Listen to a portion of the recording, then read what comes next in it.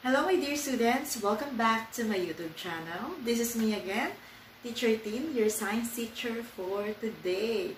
So today we're diving into one of the most groundbreaking discoveries in atomic theory.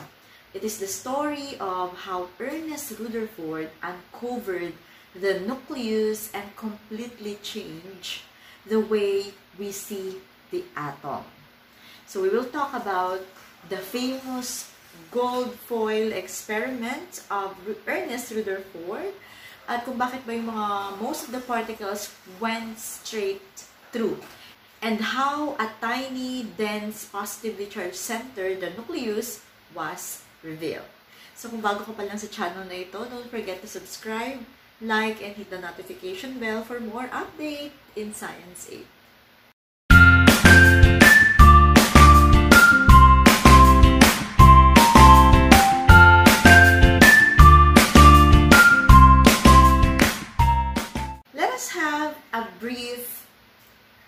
Recall or recap of the discussion that we had in our previous vlog. So, bago pa tumating si Ernest Rutherford, so nakilala natin si J.J. Thomson who had proposed the Plum Pudding Model noong 1897. So, ano nga yung Plum Pudding Model?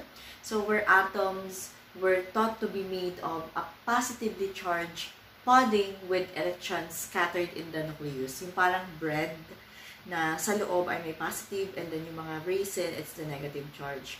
However, this could not explain results from experiments with radiation and atomic scattering.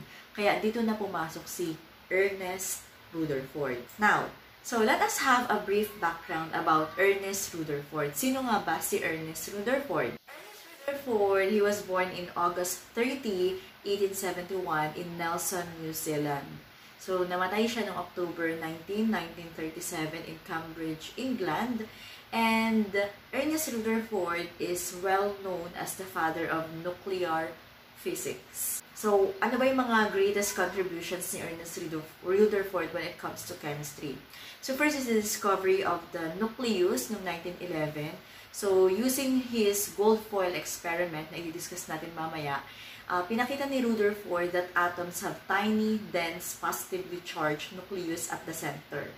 So, siya rin ang nakadiscovered ng Rutherford model of the atom, kung saan nag-propose siya ng electrons. Yung electrons, ito yung nag-orbit around the nucleus, like planets around the sun. And of course, he also discovered the radioactivity research, wherein he discovered and classify different types of radiation, just like the alpha, the beta, and the gamma rays. And pinatunayan din niya that radioactivity involves the transformation of one element into another, which is what we call the transmutation. And of course, Ernest Rutherford, he also had this discovery of the proton in 1917, and he identified the positively charged particle inside the nucleus, later named na pinangalanan na proton. Ano naman yung mga achievements ni Ernest Rutherford? First is in 1908, the Nobel Prize in Chemistry for his work on the chemistry of radioactive substances. He was also knighted and later become the Lord Rutherford of Nelson. And his research paved the way for the nuclear physics, atomic energy, and even the development of the nuclear model that we used today. So in short, napakadami talagang achievement ni Ernest Rutherford, and he was the scientist who shattered the old view of the atom and gave us the concept of the nucleus, laying the foundation of the modern physics and chemistry.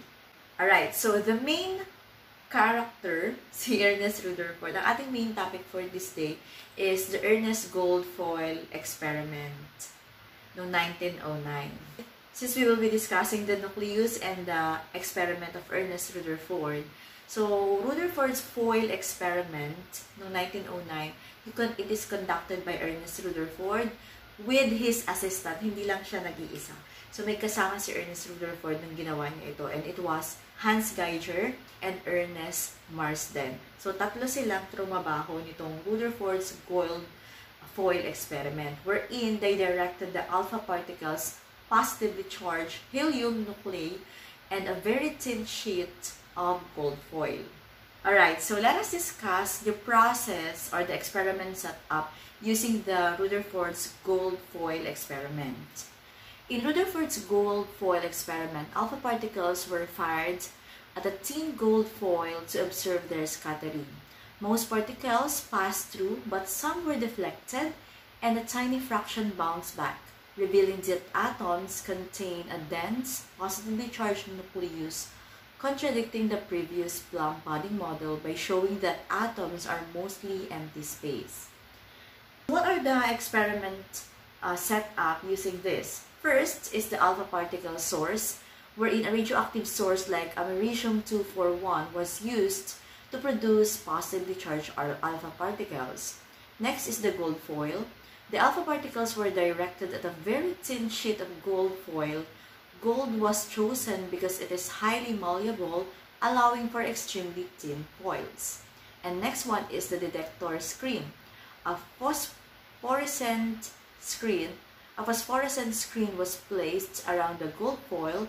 When an alpha particle struck the screen, it produced a tiny flash of light or scintillation. Ayun, so sa gold foil experiment, may tatlong materials na ginamit si Ernest Rutherford together with his assistants. So first is the alpha particle source, second one is the gold foil, and the third one is the detector screen. Now, what is the process during this experiment? First is the beam of particles. The alpha particles traveling in a narrow beam struck the gold foil. Second is the scintillation detection, wherein the experimenters sat in a darkened room, observing the screen for the flashes of light. Each flash indicated the path of an individual alpha particle. And then for the observation and counting, the researchers meticulously counted the number of scintillations at various angles to determine the degree to which the alpha particles were deflected. So, after na experiment na to, ano naman yung mga na-observe niya? Ano yung mga deductions niya during this experiment? First is, most particles went straight through. So, nagpapakita lang na to na lahat na yung mga atoms, most of them are empty space. Kaya, yung mga particles talagang it moves straight forward. Ano po? Second na na-observe is some particles were deflected, parang lumihis. So, yung slight deflections, yung pagkalihis, so ito yung parang senyales na may presence ng positively charged within the atom. The reason why he discovered the proton. And of course, the third observations that he had is there's a few particles bounce back. So, parang may bumabalik, may tumatalbog. So, it's very rare that the large angle deflections and backward scattering were impossible to explain with the existing Plum pudding model.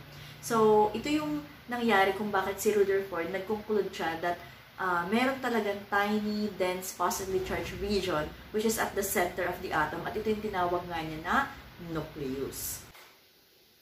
So, again, to summarize the three observations of Rutherford. First, most alpha particles pass straight through the foil. Second, some were deflected slightly at a small angles. And the third one, a very few or about in 8,000 bounce back at large nucleus. And this was shocking, talagang nakakagulat kasi according to the Plum pudding model, yung mga particles daw, dapat ito ay straight lang with only tiny deflections. Pero ang nangyari dito nga kay Rutherford, parang nag-bounce back pa siya. And based on the experiment of Rutherford, so dito na nga na-create ang Rutherford's atomic model noong 1911. So from the experiment, so Rutherford proposed a new model. So first is atom is mostly empty space. That's why most alpha particle pass through. Number 2, nucleus at the center. So, merong nasa gitna ng atom. So, this is a very small, dense, positively charged core where almost all of the atom's mass is concentrated. And number 3, electrons orbit the nucleus. So, dito niya discover yung mga electrons, umiikot pala siya around the nucleus. And like planets, around the sun. Ano, di ba sa solar system, yung mga planets, siya yung umiikot around the sun. So, parang dito rin sa model ng atom, yung electrons ang umiikot around the nucleus.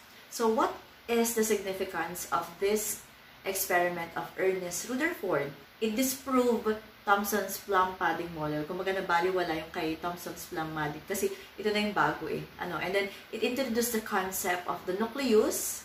Kaya natin na-discovered ang nucleus, it's because of the experiment of Ernest Rutherford. The foundation of the modern atomic theory. And of course, after nito, pumasok na dito si Niels Bohr. Okay, minodify naman niya yung Rutherford's model by adding quantized electron orbits to explain atomic spectra. So, this is experiment ni Ernest Rutherford. So, I will give you as an example analogy. So, isa natin ito pwedeng i-compare. So, imagine nyo na lang na you are shooting a bullet at a tissue paper. So, babarilin nyo yung tissue paper. But somehow, pag baril nyo sa tissue paper, bumalik. So, that would only happen if something very dense, like a stone, was hidden inside. So, kumbaga, pag baril mo, ay meron palang bato dun. So, hindi talaga siya lulusot. Ang mangyayari, babalik siya sa'yo. So, similarly, ganun yung nangyari sa na-discover ni Ernest Rutherford. Yung na-discover niya dun sa nucleus na naandun pala sa loob ng atom.